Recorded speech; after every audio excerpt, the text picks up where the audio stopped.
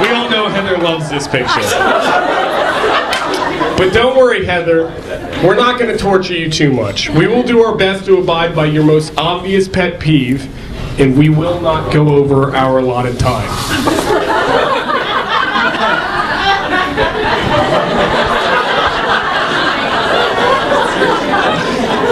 When Sue and Chuck were planning their family, I'm sure they considered most of the costs associated with having kids, like feeding, clothing, and educating us. But I'm sure they didn't consider the toll that 80 years of sibling rivalry would take on their Visa card. Here's what our rivalry has cost them. Heather baited me into throwing a shoe at her. I missed.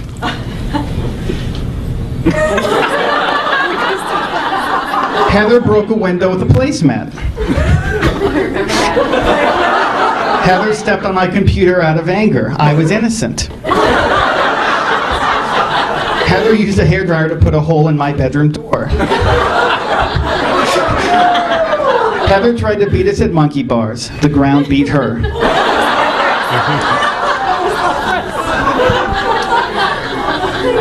But we're done pointing out the terror that Heather has created. Let's not focus on the bad. Let us focus on the parts of Heather that we actually enjoy.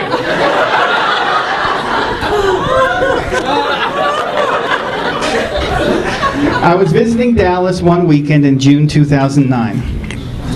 I was watching TV with Chuck when Sue walked into the living room and asks me, "Have you met Heather's friend Patrick?"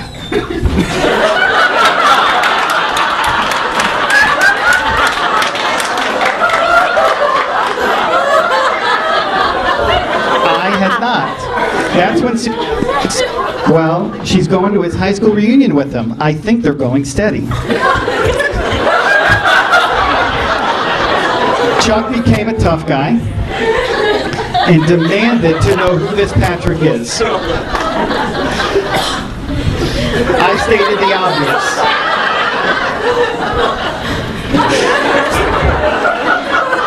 Sue wasn't so concerned because she revealed that he is studying to be a doctor. Well, she also went 1 for 2.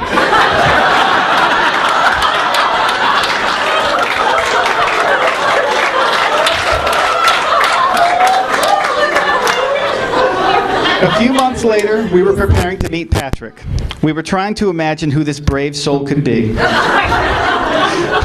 Growing up, Heather liked makeup and French fries, so we already had an idea of what Patrick would look like.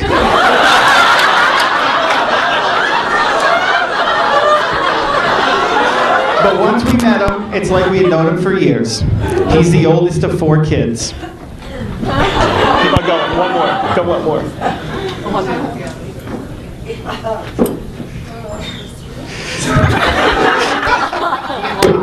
He enjoys golfing. He likes to drink.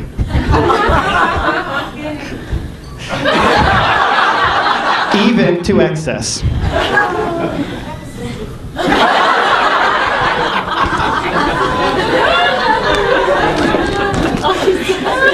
And as Heather and Patrick's relationship continued, we got to know Patrick a little bit better. And we liked him. Heather learned what compromise is. She can still compromise with Patrick even more by understanding his roots. Patrick is from Wisconsin, and he made it clear that he loves 3 things about his home state. The University of Wisconsin. Yeah. The Green Bay Packers.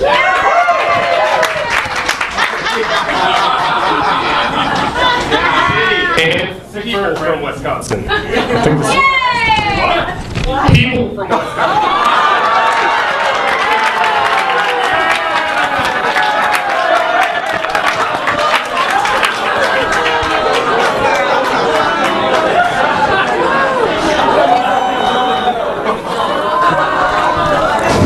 But Patrick, this compromise swings both ways. Growing up, Heather was obsessed with presents. She used to enjoy it when Chuck went out of town on business because he came back with, you guessed it, presents. When he lost interest in bringing us presents from exotic locations, Heather demanded he return to his past practices. So Chuck quenched her thirst for presents by giving her pads of 14-column paper. When she wasn't pilfering resources from Chuck's company,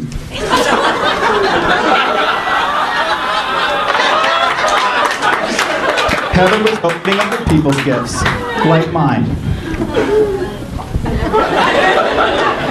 Heather is even amenable to the surprise of a gift being ruined.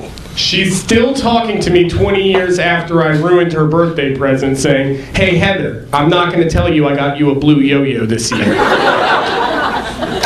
I know what you're all asking yourselves. What does this have to do with Patrick? Well, in Heather's never-ending quest for non-stop presents, she's found the glitch in the system. Heather's birthday, as everyone in here should know, is April 24th. Christmas is December 25th. What is roughly halfway between April 24th and December 25th?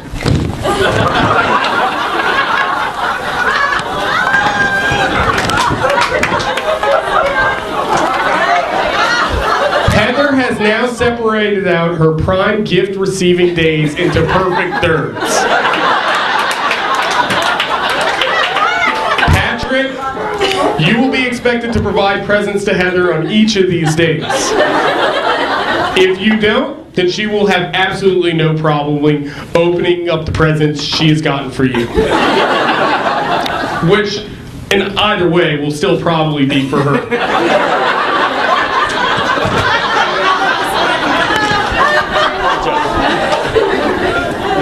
One more. And this is the part of the toast where the actual toasting will take place. But I did want to make sure Heather's favorite picture of us was in full view. There are so many more stories we wanted to tell so you could relive the fun that we've had. But here's one that sticks out in my mind. When I was about 6, my parents sat me down and told me that Heather will now be able to stay up until 8:30. And that I had to go to bed at 8. This was devastating to me because I wanted to know what it was like to stay up past 8. So after the first night of an 8:30 bedtime, I asked Heather, "So what's it like? What do you guys do when you're up so late?" Heather had no problem revealing the truth. "Mom and Dad just tell me how much more they love me than you."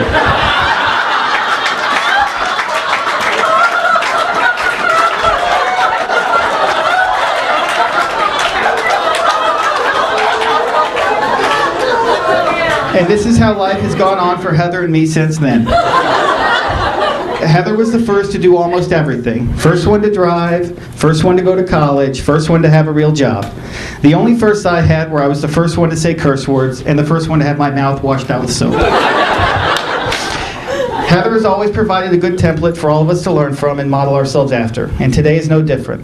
The kind of person who you found in Patrick is the kind of genuinely nice, supportive person that we should strive to keep in our lives forever, just as you two will do tomorrow. To Heather and Patrick.